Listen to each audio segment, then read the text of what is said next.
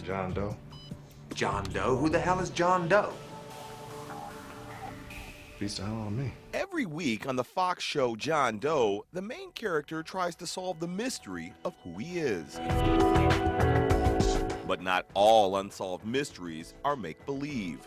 He was real charismatic. People love the guy. For some people, they are all too real. I looked up to him like my own father.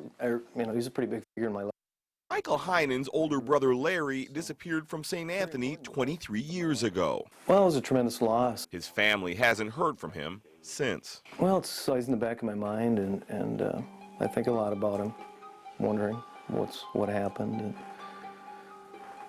and wondering if we'll ever find anything. Exactly what happened to Larry Heinen isn't clear. Some believe the 1961 graduate of Springfield High School simply dropped out of sight, something he had done periodically in the past. But his brother believes he met a more sinister end. Oh, I think there's a possibility he might have been murdered. I think there's a strong possibility. I just want to know what happened. But now there's some new hope for old cases like Heinen's, courtesy of the internet.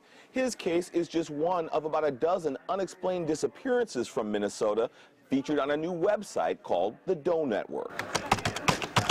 The website is maintained by a network of volunteers around the country who try to match missing persons with unidentified remains.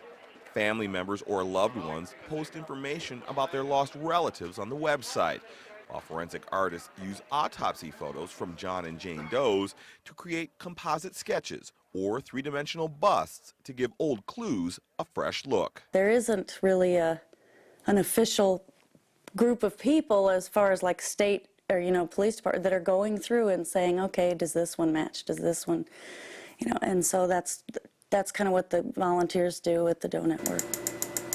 Deborah Anderson volunteers for the Doe Network here in Minnesota.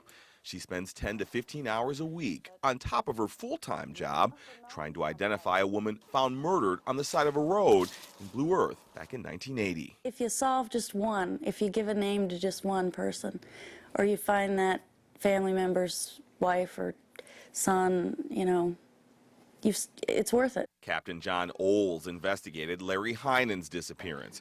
He says, if nothing else, websites like the Doe Network keep unexplained disappearances in the public eye. Missing person cases oftentimes are the way we get the information out, or the way we solve the cases, is by getting information from the public. And any entity, organization that helps us get that information out to the public to generate tips or leads is something that's of value to law enforcement.